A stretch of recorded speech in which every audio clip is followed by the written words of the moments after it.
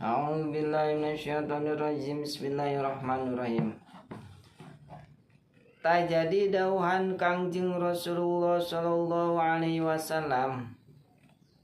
Saha jalma anu iman ka Gusti Allah, mangka eta jalma moal milaraan kanu jadi tatanggana. Sasa jalma nu iman ka Gusti Allah jeung ka poe kiamat, mangka ulah milaraan, mangka ulah nganyenyeri eta jalma kanu jadi tatanggana. Bismillahirrahmanirrahim. Allahumma shalli ala sayyidina Muhammad wa ala ali sayyidina Muhammad. Allahumma shalli ala sayyidina Muhammad wa ala ali sayyidina Muhammad. Allahumma shalli ala sayyidina Muhammad wa ala ali sayyidina Muhammad. Assalamualaikum ya Rasulullah. Assalamualaikum ya Rasulullah. Assalamualaikum ya Rasulullah. Tak jadi sasa jalma anu iman ka Allah Subhanahu wa taala jeung iman kana poe kiamat, mangka ulah milaraan anjeun, mangka ulah nganyenyeri anjeun, mangka ulah nyinggung perasaan anjeun kanu jadi tatangga anjeun. Dunya milaraan mah wai mah ku omongan, wai mah ku kalakuan urang, wai mah ku urang ngomongkeun wae ditukangeun, kadenge ku batur kalaporkeun ka tatangga urang. Tuh nya jadi jeung tatangga mah urang kudu akur. Walaupun tatangga urang Yahudi, walaupun tatangga urang Nasrani, mangka kudu akur dina satu nusa satu bangsana. Tapi masalah dina agama nama lakum dinukum waliyadin. Agama maneh, agama urang, agama urang. Gitu ai dina bab agama mah. Omo ieu mah urang jeung keluarga sakandung. Omo ieu mah urang jeung dulur deukeut. Mani patukang-tukang tonggong. Mani silih gorengkeun. Mani silih saingan dina bab dunia, dina sagala endahna, supaya panaseun tatangga urang. Nah, eta niatna geus goreng. Urang meuli ieu, meuli naon? Meuli mobil, abe panaseun tatangga urang ngabangun. Tuh niatna ge geus manasan tatangga. Akhirna tatangga oge kapanasan. Meuli deui manehna ge mobil nya. Teu kabeuli manehna, anakna kan beunghar kabeuli ku anakna.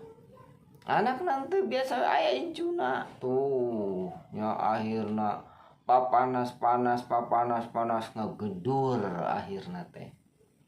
Ulah nya tatangga kabeuli mobil, alhamdulillah suganan atuh engke suatu saat urang rek minjem mobil dibere. Tatangga keur ngabangun sok, Mang. Eta keur naon? Keur ngecet. Eta taraji aya tuh nu di imah pake taraji. Bisi arek dipangmantuan ngecet. Hayu siaplah, tenang. Nah, gitu jeung tatangga mah. Tatangga ngecet, ilu ngecet. Tatangga ngabangun, urang hayu gurung ilu ngabangun deui. Bangun manehna ngabangun imah urang, ilu deui ngabangun imah urang. Papanas. Subhanallah Gustina. Tatangga nyieun anak, urang nyieun anak deui. Astagfirullah. Hai we eta mah papanas. Ulah nya jalma nu beriman mah teu kitu. Jalma beriman mah tatanggana senang ilu senang. Tatanggana berduka ilu berduka. Tatanggana minta tulung ditulungan.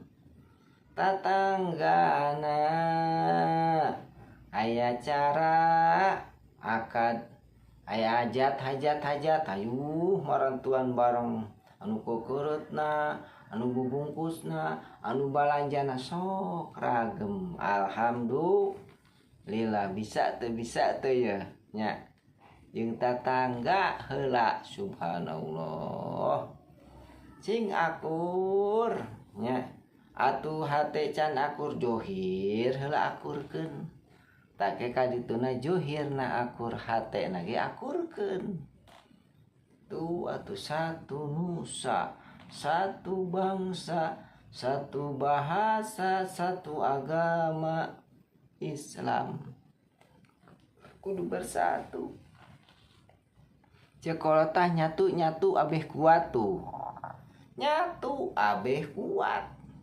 tuhnya waman kana yu'minu billah wa yaumil akhir jeung sajama anu iman ka Allah jeung ka poe akhir pal yukrim dwefahu pek mulyakeun ari aya tamu teh tamu urang saha ieu tamu nu datang ti mana ieu tinu jauh apa tinu deukeut sok mulyakeun suhan cai sakurang-kurangna nya lamun tamuna lalaki sok tarima ku lalaki lamun tamuna awewe sok tarima ku awewe ulah ieu mah tamu lalaki nu nyang hareupan awewe tamu awewe nu nyang hareupan lalaki ulah tuh sok lalaki pada lalaki deui sok awewe pada awewe deui suguhan kuehan caian sok nu aya naon di jero imah pada aya dongengna nya aya tamu datang aya nu boga imahna dasar koret keur dahar di dapur jeung nu jadi pamajikana yeuh nya barang terek dar teh datang tamu assalamualaikum cek eta nu boga imah aduh ning aya tamu deui aing haram jadah teh karek ngahuap kang kalora panggihan tah salakina teh di ruang tamu teh bapak ieu kumaha Pak bade aya naon perogeun kieu bapak ulin silaturahmi ka dieu cenah geus 8 urang teh dulur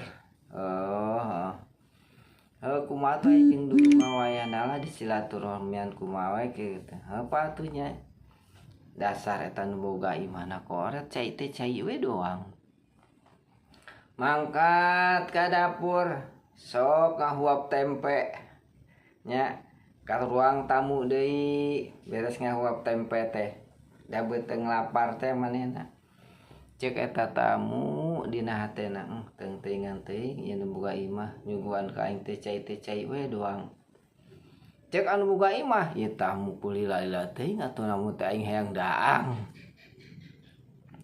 mangkat deui ka dapur celeput deui ngahuapkeun naon tah ngahuapkeun lauk meureun nya jeung sangu sauap kaluar deui ka ruang tamu cek eta anu boga imah haram jadah ieu tamu teh can balik-balik keneh wae hayu we ngobrol ka barat ka timur cek tamu kumaha aing mah moal kabalik can disuguhan daang mah cek tamu teh dina jero hatena nya subhanallah eta tamu hayu we nya namu kuat lillah ngobrol kesana kemari padahal hayang disuguhan dahar aya nu boga imah dasar koret nya nu boga imahna cek ketemu itu tamu ngobrol ti tadi aing urang mantau balik aing rek daang ti tadi lapar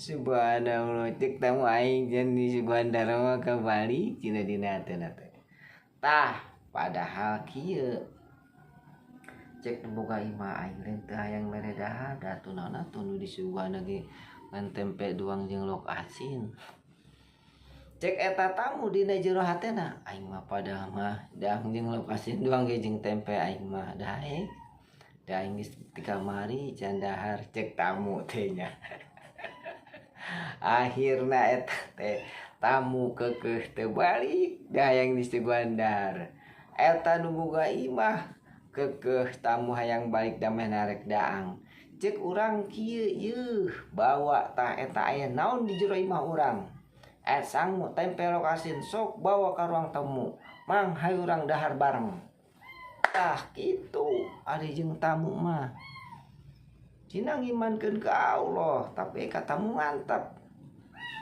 kirang barak urang disugemakeun disuguhan dari aya-ayakeun mah ka tamu teh agungkeun tamu teh waman kana yu'minu billahi wal yawmil akhir fayakul khairan aw liyaskut jeung sajama anu iman ka Gusti Allah jeung ka poe kiamat mangka ngomongna ucapana kudu anu bararagus nya ilang bara cara Kangjeng Rasul wamayantiku anil hawa in huwa illa wahyu yuha tepat-tepat Rasulullah nyarios angin eta wahyu ti Allah Subhanahu wa taala atuh urang bahasana nu alus kata-katana anu sae nya ulah nyinggung perasaan batu rek ngomong teh diayak heula dipikiran heula kakarak urang nyarios